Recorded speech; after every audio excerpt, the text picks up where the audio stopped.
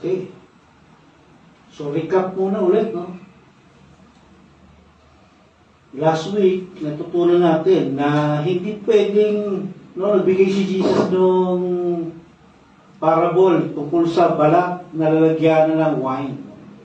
Sabi niya, hindi pwedeng ilagay yung bagong alak sa lumang sisiglan ng alak kasi puputok daw yun. So, ibig sabihin, hindi pwedeng ilagay yung bagong katuruan ni Jesus, hindi pwedeng isama sa lumang religious ways ng tao o religious traditions ng tao. Kasi bago niya sinabi yun, uusap sila ng Pariseo tungkol dun sa pag-aayuno, no? sa fasting. So sinasabi ni Jesus, yung tinuturo ko, yung dala kong gospel, hindi pwedeng isama dun sa religious ways nyo. Hindi yan pwede. No? Kaya nga nagkaroon ng bagong tipan. No? Kasi kung pwedeng isama yun, wala dapat bagong tipan. Dapat sama-sama sa isang tipan. Pero inihiwalay. No? Kaya nga may bagong tipan.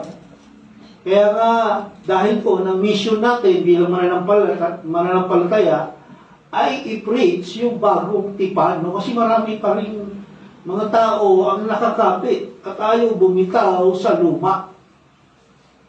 No? Lalo na sa mga lumang religious traditions. Today naman, titignan natin, no?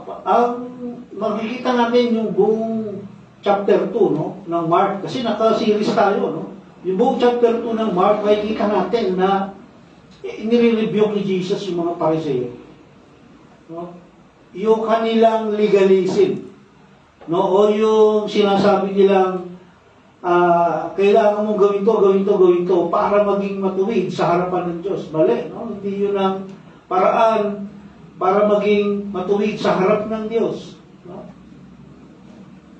Hindi yung mabuting gawa ang magliligtas sa atin, kundi yung ating pananampalataya. Yun ang itinuturo ni Jesus. Na yung inyong pananampalataya sa akin, yun ang magliligtas sa inyo. Hindi yung inyong mga gawa. Kaya huwag yung piliting. No? Dito makikita natin sa ating topic today na Sabbath. No? About Sabbath. Sabi nga, enjoy the rest. Yung rest, yung pahinga ng of your life, ng inyong buhay. Dapat i-enjoy natin. No? At pagmumula yun sa Mark chapter 2, yung ating text, Mark chapter 2, verse 23 hanggang 28. Simulan natin. At alamin natin kung ano ba yung Sabat, ano ba yung kahalagahan nito sa ating buhay. No? So verse 23, sabi, and it happened that he was passing through the grain fields on the Sabbath. And his disciples began to make their way along while picking the heads of grapes. No? Isang araw, ng pamamahinga, naparaan si Jesus sa kanyang mga alagad sa triguhan. Habang siya naglalakad, ang mga alagad ay pumipitas ng uhay. So, ibig sabihin, hindi sila sa main road dumadaan, no? Kung hindi sa triguhan. Kasi triguhan, hindi mo matagpuan sa main road yun. Nasa gilid. Hanggang ngayon naman, yung panahon natin. Pag buwabiyahe ka, makikita mo yung mga taniman nasa gilid. So, sila intentionally, doon sila tumaan, no? At intentionally, kukuha talaga sila ng uhay. No? Yung trigo, yung pinakadulo nun, yun ang kinukuha nila at kinakain nila. Kasi gutom sila. No? Kasi nga naglalakad lang sila, yung means of traveling noon. No? Yung mga mayayaman lang ang merong donkey, horse, at saka chariot. No? So kapag mahirap ka lang, lakad lang, kabilakad. No? So sabi pa, araw ng Sabat yun. No? Araw ng Sabat. Sabat, galing sa Hebrew word na Shabbat. No? S-H. Yung Sabat, walang H, no? Pero ang Hebrew word, may H. No? Shabbat. At yung H, sa hulihan, no? English word, inilipat doon sa pagkatapos ng S sa unahan. So, at ang ibig sabihin nito ay rest or cessation. No? Pahinga o pagtigil. Pahinga saan? Sa paggawa. Pagtigil saan? Pagtigil sa trabaho. No, yun ang Sabbath day. Titigil ka sa pagtatrabaho, titigil ka sa paggawa. No? At yun ang ino-observe ng mga Hudyo sa ikapitong araw. Ano ba ikapitong araw natin? Sabado, no? Ang unang araw ng isang linggo is Sunday. Kaya kung titignan niyo yung mga kalendaryo, sa unang-unang linya, linggo yan. Kasi yun ang unang araw ng isang linggo. At ang huling araw, Sabado, nasa dulo yan. No? Nagmula itong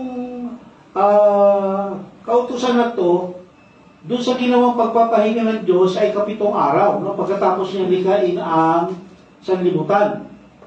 No, ikapitong araw nagpahinga siya. At sinabi niya sa Ten Commandments na igalang niyo ang araw ng Sabat. Kung sa Exodus, basahin natin. Exodus chapter 20,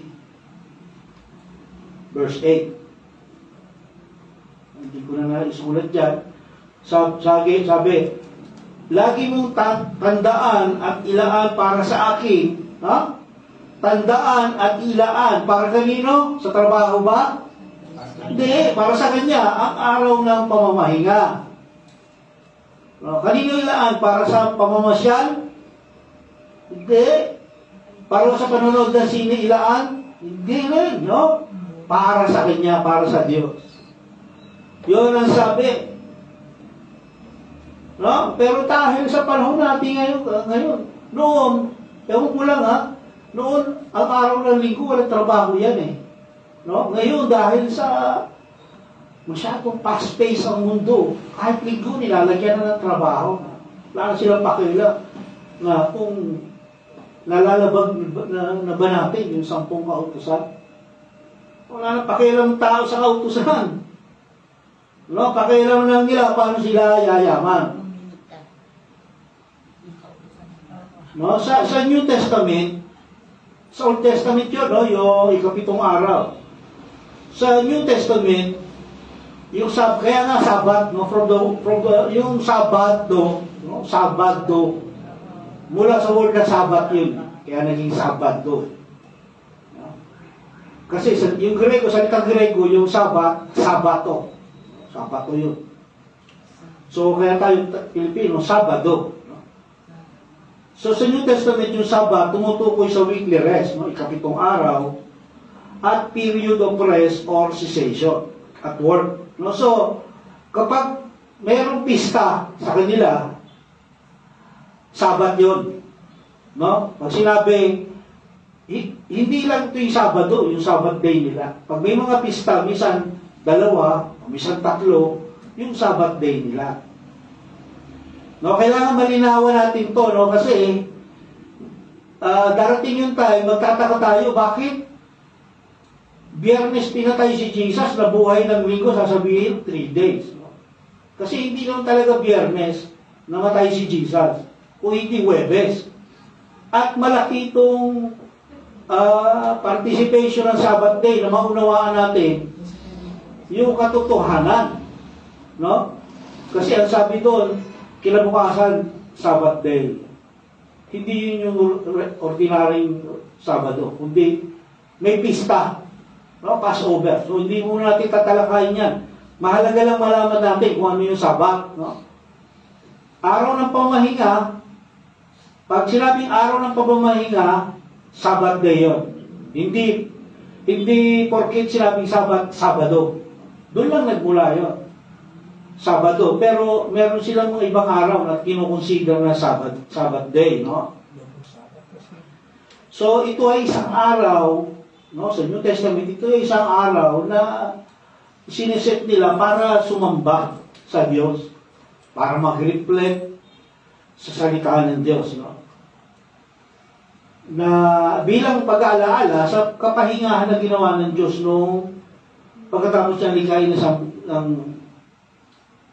ang mundo, ang sanlibutan. No? Pero yung itong mga Pariseo, Iskriba, dinagdagan yun, no? Sa kanilang rabbinical teaching. So, sa kautusan nila, yung tinatawag nating oral law, Talmud, Mishnah, dinagdagan nila yung Sabbath day na yan.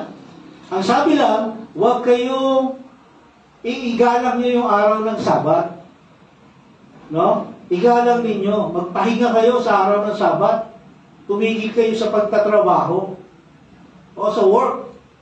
Pero itong mga Pariseo, dinagdagan na naman nila. Kaya nga, di ba, 613 lang yung kautusan. Naging 1,500 mahigit dahil sa kakadagdag nila, dinagdagan nila ng dinagdagan.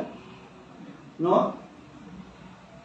Marami silang, sa Sabbath day, madami silang restriction na ginawa. Itong mga Pariseo, no? Sa concerning agriculture lang, 11 na yung dinagdag nila. Agriculture pa lang, ha? 11 na. Dinagdag ng mga Pariseo at Skriba, no? Pero sa Mosaic Law, o yung tunay na kautusan na ibinigay kay Moises, yung mga nagtatravel, permitted sila na kumuha ng grain para kainin yung mga nagugutom para kainin nila. Permitted yan sila sa Mosaic Law. At yun yung ginagawa ng mga alagad. No? Yun yung ginagawa ng mga alagad. Kinukuha nila yung dulo ng trigo, kinakain nila. Ewan ko, hindi ako nakakita pa ng trigong, no? Pero siguro yung nasa ibabaw ng trigo, siguro malambot na, pwede nang kainin, no? Hindi siya parang baba. Ano pa ito? Para hindi ba wala yung tanuli? Oo. Yung grain. So kinukuha ng mga alagad. Ito ngayon, no? Magtataka pa, naglalakad sila, bakit meron na naman mga Pariseo? Di ba, nagtataka, kada sermon natin, may nakabantay na Pariseo sa kanila. No, kasi sinisilipan sila na buta. Wala nung ginagawa ito mga ito, hindi naman ito nakikinig sa mga teachings ni Jesus. Kundi ang purpose ito mga Pariseo na ito, hanapan ng butas si Jesus. No? Sabi, and the Pharisees were saying to him, look, why are they doing what is not lawful on the Sabbath? Sinabi ng mga Pariseo kay Jesus, tingnan mo ang ginagawa ng iyong mga alagad, mahigpit iyang pinagbabawal silang kautusan sa araw ng pamamahinga. No? Yun yung pinagbabawal na itinagdag nila, pero sa original, sa Mosaic Law, hindi yan pinagbabawal yung ginagawa ng mga alagad. No, ang pinagbabawal lang sa Mosaic Law o sa kautusan na ibigay kay Moses ay yung kumuha ka ng grain o ng trigo tapos ibenta mo. Yun ang masama, for profit. No? Kasi para ka na rin nagtatrabaho, no?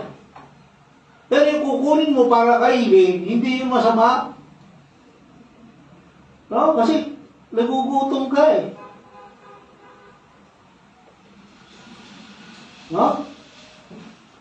Verse 25, and he said to them, have you never read what David did, no? When he was in need, and he and his companions became hungry? No? Sinagot naman sila ni Jesus, hindi pa ba ninyo nababasa ang ginawa ni David noong panahong si Abiatar ang pinakapunong pari? Nang si David at ang kanyang mga kasama ay magutom at walang makain, no? Sarcasm yung ginawa ni Jesus sa kanila. Kasi sabi nila, yung mga Pariseo, sila yung mga tagapagpatupad ng kautusan, no? Sila yung mga expert pagdating sa kautusan, no? Kaya sinabi sa kanila ni Jesus, hindi nyo ba nababasa? Imposible hindi nila nabasa, no? Nung mga Pariseo at Iskriba. Yung istorya na to na tungkol kay David, nung kinain ni David yung tinapay sa tabernakulo, wala pang templo noon. So sa tabernakulo niya kinuha, no? So tinutuya ni Jesus dito yung mga Pariseo upang ma-point out yung mali nila. No? Kasi kung minsan kailangan mo to eh. Ito'y one way of rebuking, no? Lalo na doon sa mga prideful na tao at hypocrite, no? Sila yung nag-expert. Sila yung nakiklaim na expert sila sa kautusan. Sila yung guardian ng scripture. No? Na yung katotohanan, alam nila. Pero sila yung ignorante sa tunay na katuruan. No? Ignorant sila sa tunay na katuruan. Kasi nga kung ano-ano ang dinagdag nila sa katuruan, hindi nila alam yung main teaching. No? Sabi ni Jesus, basahin nyo rin yung Torah.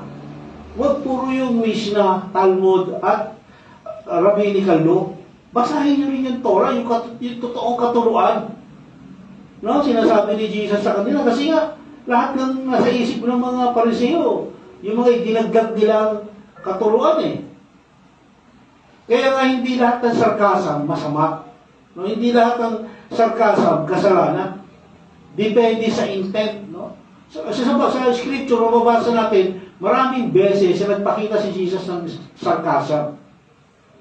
No? Para hiyain yung mga Pariseo na nagkiklaim na sila ay dalubhasa sa kautusan. Actually, wala naman silang alam. Hindi nila alam talaga yung kautusan. No? So yung intention, kapag good ang intention mo, yung sarcasm hindi kasalanan. Kasalanan nyo kapag masama yung intention mo. Tinuya mo yung tao para pabagsakin siya. Yun ang masama. No? Yun ang sinful. Okay? Dinadaya mo sila. Yun ang sinful. So, pinaalala niya to. No? Alam niyo ba yun? Pero sigurado ko alam ng mga Pariseo to. No? Sikat dalubhasa yan sila sa kautusan. No? Si David, kasama yung mga kasama niya, tumatakas sila kay Hari Saul. No? Si David, hindi pa siya hari nung time na to. Pinapapatay siya ni Saul, tumakas siya. At dumating sila sa Nob, no? N-O-B. Gutom na gutom sila. Sa Nob, nandun yung tabernakulo. Kasi noon, itong panahon na ito, wala pa ang temple. No? Ang gumawa ng temple, ang tumapos ng temple, si Solomon, no? Yung anak ni David. So, yung time na to, wala pa, tabernakulo pa lang. So, yung original version ng sambahan, no, mga ano lang yun, mga tela lang, no? Ngayon, nung gumawa siya ng templo, puro bato na yun eh. Itong time na to, tabernakulo, puro tolda, no? Puro tent. Kaya nga yung tent making, isa sa mga pangunahing trabaho nila noon. So, pagdating nila ng tabernakulo, nanghingi sila ng pagkain sa pare, no? Dahil gutom sila.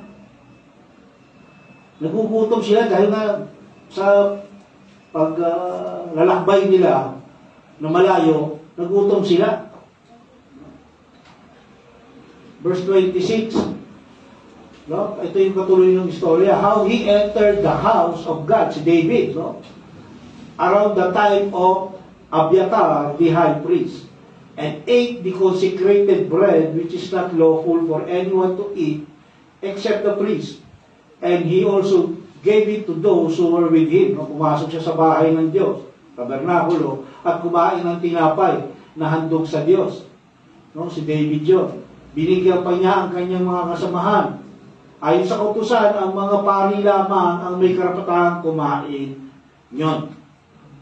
No? So, ginawa example ni Jesus to dun sa mga Pariseo. No? Actually, hindi pa high priest si Abiathar ng panahon na yan, kung hindi yung tatay niya, si Ahimelech. No? Ang ibig sabihin lang ni Jesus, around the time, no? Sa panahon ni Abiathar na naging high priest. Pero hindi ibig sabihin niya na si Abiathar na yung high priest kasi nakasama pa ni David dyan si Abiathar. Hindi pa siya high priest. So, yung tatay ni Abiathar, na si Ahimelech, yun ang nagbigay ng tinapay kay David. No? Kasi sa tabernakulo, meron silang ino-offer dyan na every week may ino-offer silang tinapay na walang lebadura, walang pampaalsa. No? Ino-offer nila, 12 yan, palagi. So, yung 12, nagsisimbolize sa 12 tribes. ng Israel. No? Ibig sabihin, bawat tribe nag-o-offer ng isang bread. So, 12 yun kasi 12 yung tribes. So, every week, every end of the week, pinapalitan nila yon, no? Ng fresh, ng bago. At yung luma, yun ang kinakain ng mga pare. No? So, sinasabi ni Jesus dito, ano bang sinabi? Parang kumisan iisipin natin, no? Parang sinasabi ni Jesus na okay lang i-disobey yung law. No? Pag una mong binasa to, yun ang papasok sa isip mo. Sinasabi ba ni Jesus na okay lang i-disobey yung law? No? Gaya nga ng sabi natin kanina, ang totoong law ay yung kumuha ka ng trigo at ibenta mo. No? Yun ang totoong law. Pero yung kumuha ka at kainin mo, wala sa law yun. Sabihin, permitted yun. No? Kasi, para sa Diyos, no? Para sa Diyos, mahalaga yung gutom natin kaysa sa tradisyon. No? Mahalaga. Mas mahalaga sa Diyos yung pangangailangan natin. No? Gaya nila David, nagugutom sila eh. So, yung itinabi na yun na mga tinapay, hindi na yun, kumbaga ano na yun, luma na yun eh. Nakakainin na ng mga pari yun. So, ang sinasabi ni Jesus dito, mas mahalaga sa Diyos yung pangangailangan ng tao. Yung pangangailangan ni David. Kaysa sa tradisyon. No? Kaya, yung ginawa example ni Jesus dito, na sila David, na-justify yung ginawa nila. No? Na-justify yung ginawa nila. At yun din ang sinasabing example ni Jesus para sa mga alagad. Na yung ginagawa nila, hindi yan kasalanan. Kung hindi justified yan, kasi nagugutom sila. No? At ipinakita ni Jesus sa mga Pariseo na yung intentional law o ng kautusan ay hindi yung ceremonial aspect. No? Kasi yun, yung mga kagaya nun, yung kay David, yung kinain nila yung tinapay, ceremonial aspect yun eh.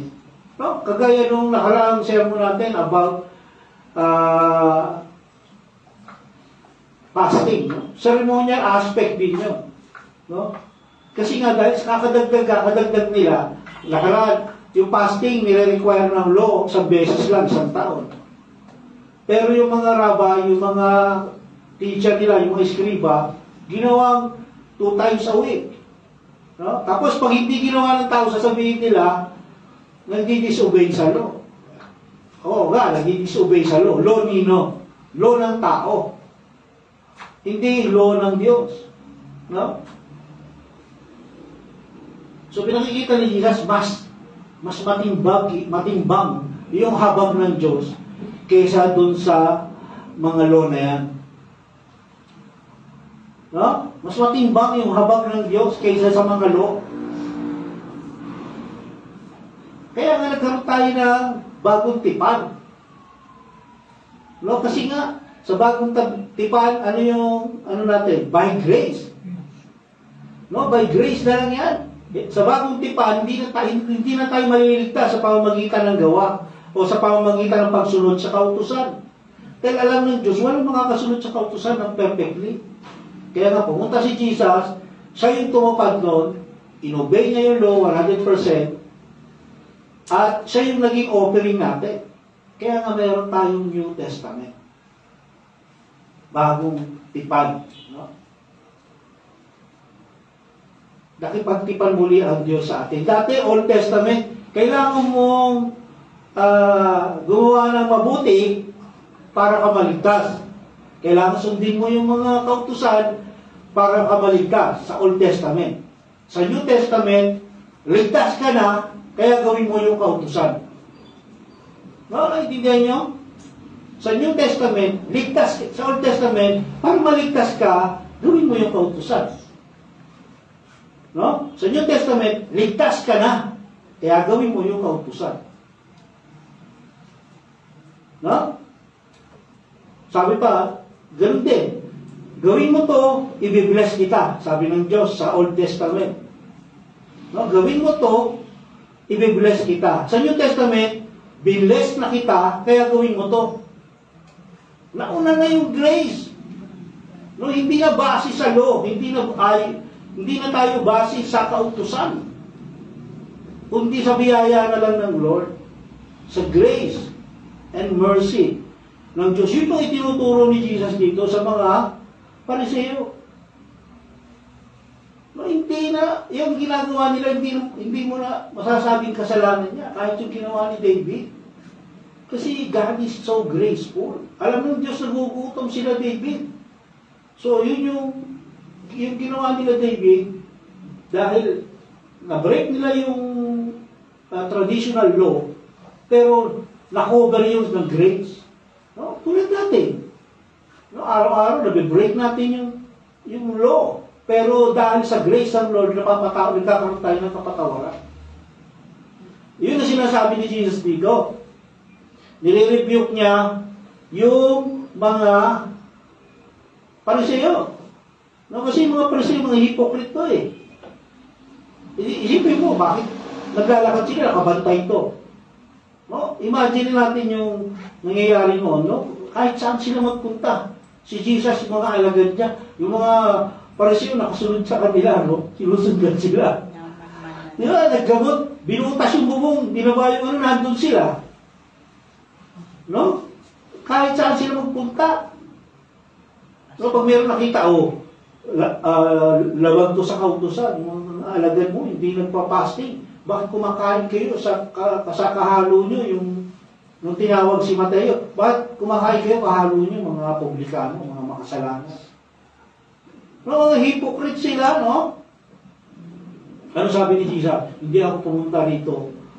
Ang doktor, ang healthy, hindi nangangailangan ng doktor. Yung may sakit lang ang nangangailangan ng doktor.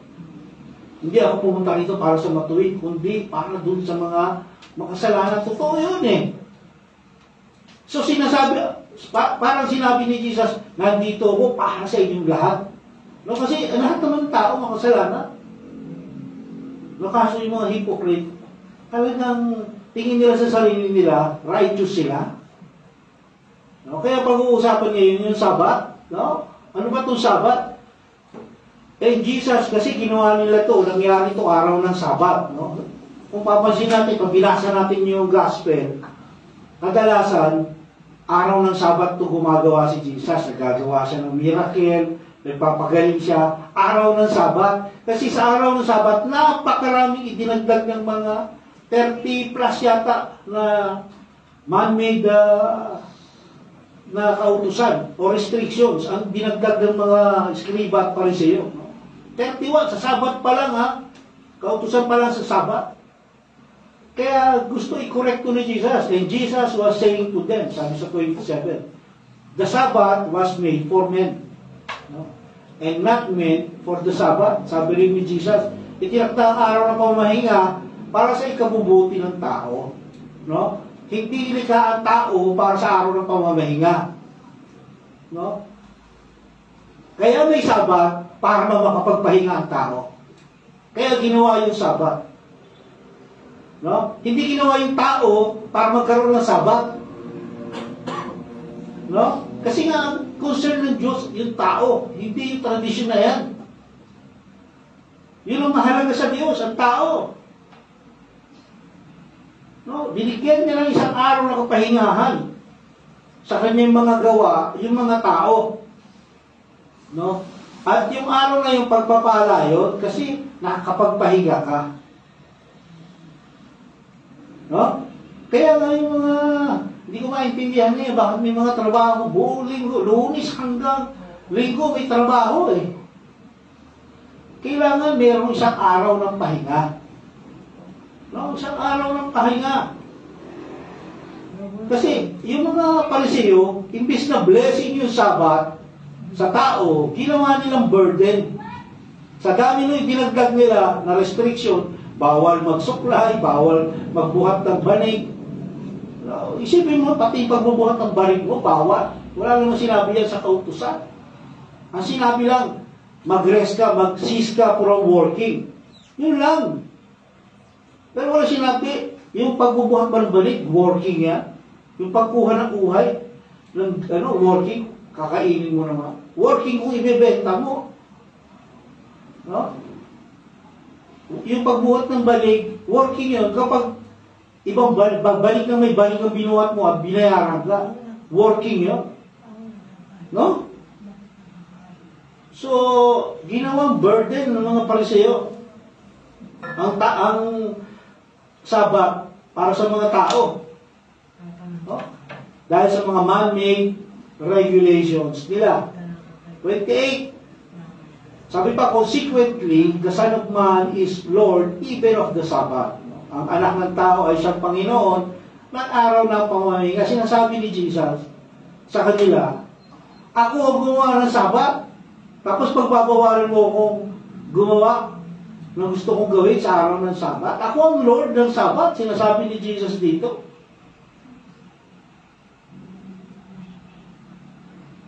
So, I am greater than Sabat.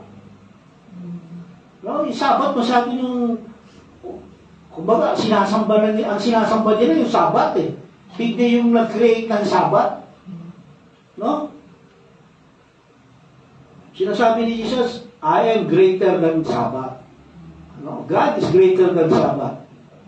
At dahil sa authority na yon, kaya niyang i-reject yung mga dinagdag na regulations ng mga Pariseo na yan tungkol sa Sabat at i-restore yung original intention ng Diyos na magkaroon ng kapahingahan ng tao. Paano ka magkakaroon ng kapahingahan? Bawal yan, bawal yan, bawal yan. No, hakbang ka, bawal, ipaghakbang pa, bawal, pag-aaral ng Sabat. No, ang dami ng idinagdag nila. No, at sabi ni Jesus, ako ay may authority para ibalik yung dating intention niya na maging blessing sa tao. Hindi burden, tulad ng ginawa ninyo. No, hindi lang ano ni Jesus sila ng ganon, no? Madirekta sila. So, ano ibig sabihin ngayon nito? No? Yung tungkol sa Sabat,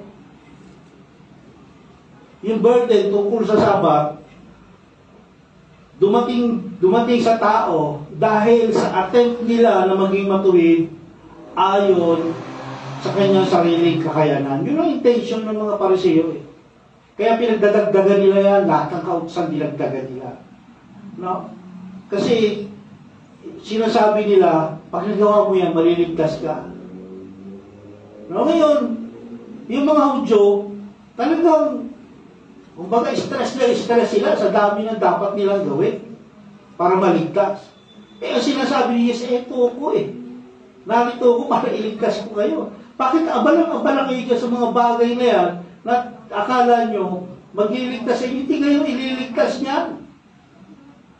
No, kasi sabi nga, 613 yung kautusan. Nastupad mo yung 612. May na-disobey kang isa, fail ka pa rin, bagsak ka pa rin. Kailangan 100% ma-obey mo yun para baligtas ka. No? Kaya yung mga tao sa panahon na ito, nag-a-attempt sila, magligtas sila sa pamamagitan ng gawa nila.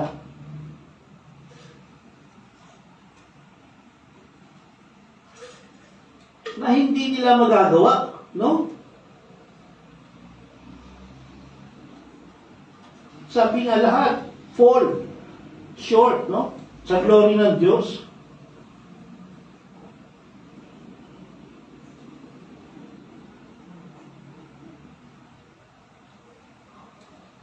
At ang tunay na objective ng Sabat ay hindi necessary na tumigil tayo sa manual labor. Manual labor. Kundi tumigil tayo sa pagsusumikap para maging matuwid. No? Na huwag natin ilagay sa ating kakayanan yung effort na maligtas tayo. Dahil hindi natin magagawa nga yun. No, may stress ka lang, may stress ka lang, may stress. Kasi, ginagawa mo, kailangan hindi ko gawin to, kailangan ko hindi gawin to. Sabi sa kautusan, bawal to, bawal. Hindi mo naman masunod lahat yan eh. No? Ang gusto ng Diyos na inihingi niya sa atin, ang requirement niya sa atin, mag-disobey lang tayo mag-obey lang tayo sa Kanya. No? Obedience lang. Sumunod lang tayo at mag-depend sa Kanya. No? Yun ang number one eh. Kasi kapag hindi tayo mag-depend sa Kanya, that is pride. Akala ko to lang hindi ko kailangan ng Diyos. Pwede ba yun? Kaya mo magawin yan, hindi mo kailangan ng Diyos. No? Kailangan mag-depend tayo sa Diyos. Sa lahat ng bagay. No? Kagaya yung pagtatrabaho sa linggo. Pag-araw ng linggo. Ano yung pinakikita niya? That is pride. Unpaid, walang, hindi ka sumasampalataya na ang Diyos kaya niya i-provide ang pangangailangan mo. Bakit ka nagtatrabaho linggo? Ay, kasi ito yung araw ng malakas ang kita. Doble yung yung mga nagtatrabaho sa mga opisina, sa mga kumpanya, doble ang sweldo. Ito lang ang pagkakataon eh. Talaga? So, ibig wala kang tiwala sa Diyos. Ano sabi Matthew 6:33? Unahin mo ako. Seek ye first thy kingdom of God, and all these things will be added unto you. Hindi ka ba naniniwala na kaya ko i-provide ang pangangailangan mo? Na, yung uwak, pwede ko utusan para dalahan ka ng pagkain. No? Si Satan, pwede ko utusan niya para bigyan ka ng pagkain. Hindi ka ba naniniwala dyan? Sabihin, ang pinaniniwalaan mo yung sarili mo. Hindi ka nagtitiwala sa Diyos. Kasi kung nagtitiwala ka sa Diyos, hindi mo itatrabaho ang araw ng linggo. Ibibigay mo yung araw na yan sa Lord. Once a week na nga lang, hindi mo pa maibigay sa akin. No? Ano ba yung sabi sa Matthew chapter 11 verse 28 to 29? Ano sabi niya? Come to me, all who are weary and heavy laden, and I will give you rest. No, lumapit kayo sa akin, kayong lahat nahihirapan at nabibigit ang lubha sa inyong pasani at kayo bibigyan ko ng kapahingahan. No? Hindi sapat yung pagsusumikap para magkaroon ng tunay na kapahingahan. Ay, tunay na kapahingahan, ha? Ano ba yung tunay na kapahingahan? Pag natulog tayo, pag-gising natin kinabukasan, recovered na yung katawan, di ba? Recovered na yung physical nating katawan. Yung pagod mo maghapon, pag itinulog mo yan, patulog ka ng 8 hanggang 9 na oras, pag-gising mo, refresh ka na, masigla ka na naman. Pero ang espiritu mo, kahit matulog ka na 1 buwan, kung ang espiritu mo nangihina, hindi lalakas yan. So, kailangan natin yung tunay na kapahingahan. Ano yung sabi? Tunay na kapahingahan, ano?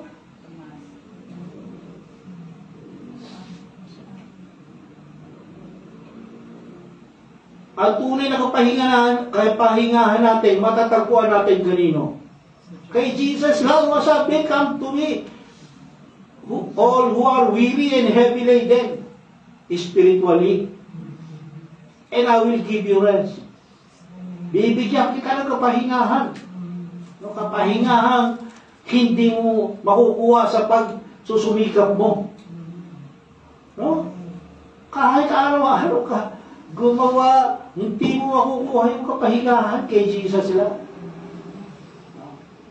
Kaya itong Sabat, 2 meaning nito. Merong Sabat, eternal Sabat, at merong weekly Sabat. No?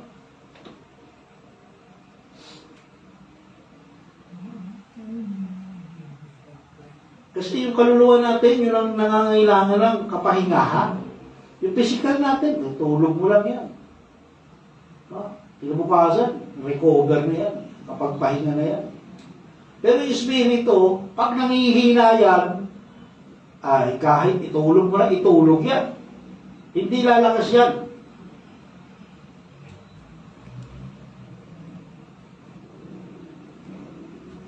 Kaya nga, yung Sabbath day natin, yung tunay na Sabbath day natin, is any day.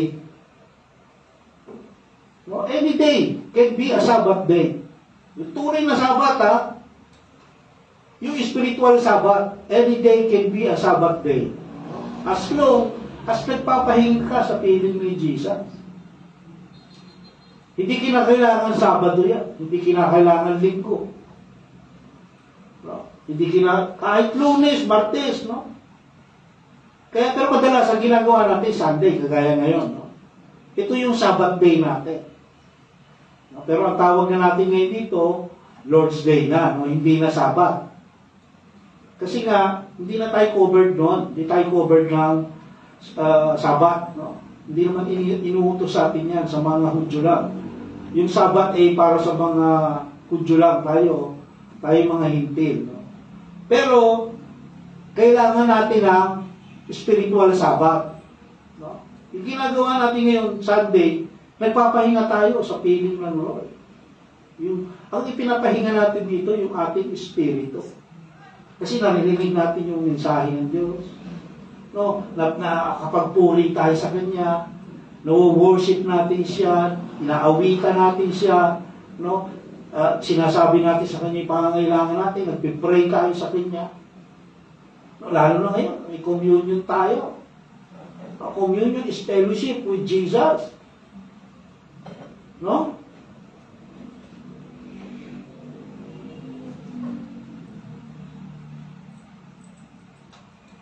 Kaya pag Sunday,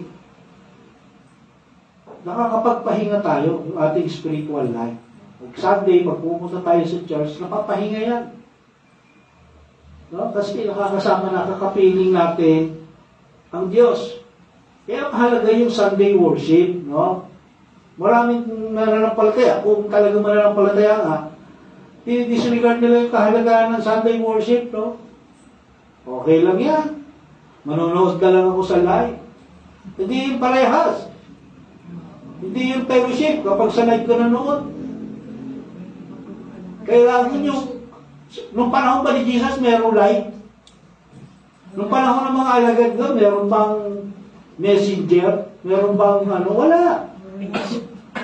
Ang gathering, pag sinabi mo ang gathering, kasama ka, face to face. No, physically. Kapag andun ka sa malayo, nanonood ka, hindi gathering yun. Watching yun. No? Para ka lang nanonood ng mga movie tungkol sa Diyos. Kaya hindi ka kasali sa gathering kapag nasa malayo. Pag wala ka sa loob ng church, hindi ka kasali sa gathering, no? No? Hindi ka kasali sa fellowship. And one day, ito maganda. Makakapagpahinga tayo sa piling ni Jesus. Eternally, yun ang pinakamaganda. Yun ang eternal Sabbath. Yung makapagpahinga tayo sa piling ni Jesus, eternally. No, picture natin yung picture ng yung Last Supper, no? Di ba? Doon sa picture na yun, si John nakaganon kay Jesus, no? Di ba? Sarap na pakiramdam ng gano'n, sa langit ka, nakaganon ka na kay Jesus, nakahilig ka, oh. Lord, ayos ba yung pinagagawa ko? Sabi ni Jesus sa'yo, anong ayos? Kung di lang sa habag ko, wala ka rito ngayon. No? Ang sarap ng feeling ng gano'n. Kasi nandun yung tunay na kapahingahan. Nandun yung tunay na kapahingahan. Yung sinasabi ni Jesus na, I will give you rest. No?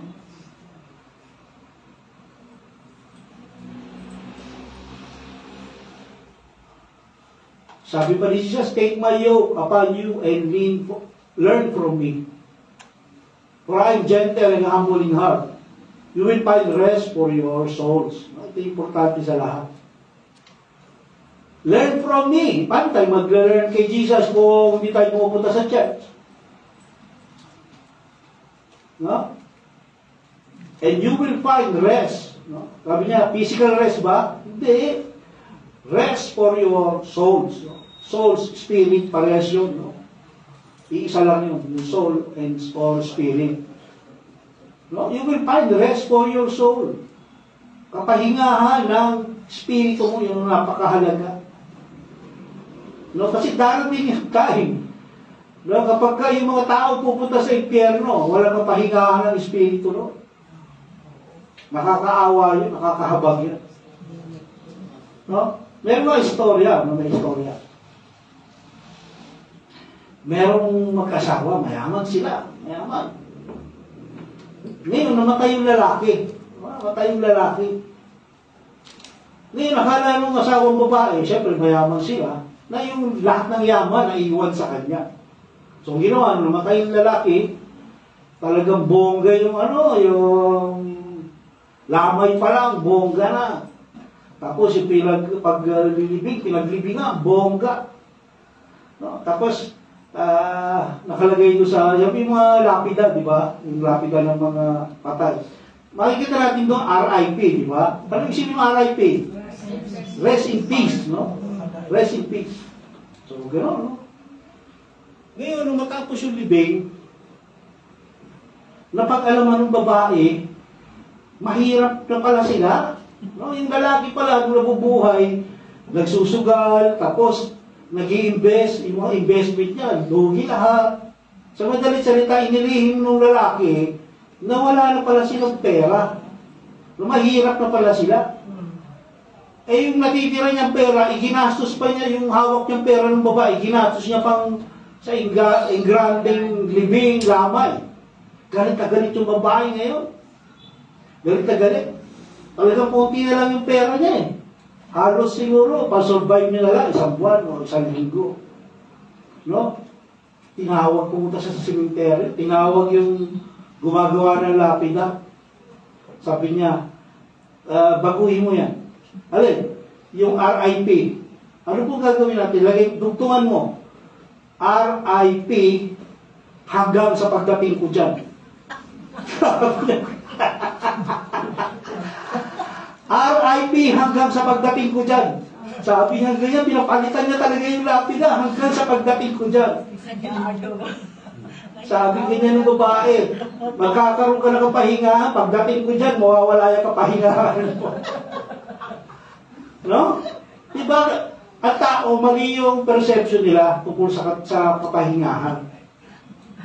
Akala na marami, pag namatay ka, pag namatay isang tao, magkakaroon na siya ng kapayapaan. So, depende yun kung saan ka mapupunta. No, kaya nga lahat ng lapida, RIP, rest in peace, rest in peace. Totoo bang nagpapahinga yung rest in peace talaga yung tao na yun, namatay? No? Kasi ang tunay na rest in peace o RIP, galing lamang kay Jesus. Doon lang matatagpuan. No? Sa lifetime na ito, sa buhay na ito, walang second chance. No, kapag namatay na tayo, wala nang second chance. Minsan nga, pag-usapan namin. Yung mga nasa impyerno ba, talagang hindi, pag dumadanas na sila ng hirap, talagang bang hindi hihingi ng kapatawaran yan? Hindi hihingi ng kapatawaran yan. Kasi, yung kapatawaran, nanggagaling din sa Diyos. Eh kung hindi nga sila sumasampalataya sa Diyos, paano magkakaroon ng repentance yun? At kung mag-repent yun, yung isa, patatawarin ng Diyos yun eh. No, ang Diyos natin, kapag humingi ka ng tawad, patatawarin ka niya. Pag pinatawad yun, inakyat sa langit, ay suluran lahat yan, ay hihingi rin tayo ng patawad. Makapunta pala tayo sa langit. So hindi ganun yun, no? Yung chance natin, ngayon lang, habang tayo'y nabubuhay. Pag tayo namatay nga, wala na. Hindi ka na makahingi ng repentance dyan. No more chance after death. Ang tanong, hindi natin alam kung kailan darating yung death. Kaya hindi natin pwedeng ipagpabukas yun. No? Ano sabi sa ating pagtatapos? Sabbath isn't a day. It's a person. Jesus is our Sabbath. He is the rest for our souls. No? Ang Sabbath hindi araw. No? Ang totoong Sabbath, ito ay isang tao at ito si Jesus. Siya yung ating sabat. Siya yung ating pahinga. No? Siya ang kapahingahan para sa ating kaluluwa. Si Jesus lang yan. Walang iba. No? At walang chance. Walang second chance. Kaya nga dapat ngayon pa lang, pumunta na tayo kay Jesus para sa ating kapahingahan. No? Simulan na natin na every Sunday, magpunta tayo kay Jesus. Magpahinga tayo sa piling niya, yung ating soul. Bigyan natin ng kapahingahan. No, ngayon pa lang, i-enjoy natin yung rest. Yung kapahingahan, pinagkakaloob ni Jesus sa atin. Enjoy na natin. No, yun yung tunay na RIP, na rest in peace. Hindi yung sa mga namatay na nilagyan ng RIP lang. So, baka dagdagan ng asawa mo yan hanggang sa pagdating ko dyan. No? Kaya, lagi natin iisipin. At lagi natin ipaprioritize yung Sabbath day. No? Enjoy. Enjoy natin yung araw ng ating kapahingahan. Kasi dito pa lang, lasapin na natin yung rest na ibinibigay ng Diyos sa atin. Yung ibinibigay ni Jesus. Lasapin na natin. At kapag nalasap natin yan, sigurado, i-enjoy natin yung fullness ng rest sa langit kasama si Jesus. Yung nakahilig tayo sa dibdib niya, Lord, kumusta ba yung ginawa ko nung ako'y nasa nabubuhay pa? Anong sasabihin niya? Well done, my faithful servant. No? Diba? Sarap marinig nun? Kesa yung sasabihin sa'yo, hindi ko kayo kilala, umalis kayo rito. Diba? Sa Matthew chapter 7, sinabi niya yun. Merong mga taong gano'n na, Panginoon, Panginoon, di ba nagpalayas ako ng masamang espiritu? Di ba nangaral ako? Sabi ni Jesus, hindi ko kayo kilala. Ang kilala ko lang, yung mga sumusunod sa Ama. No?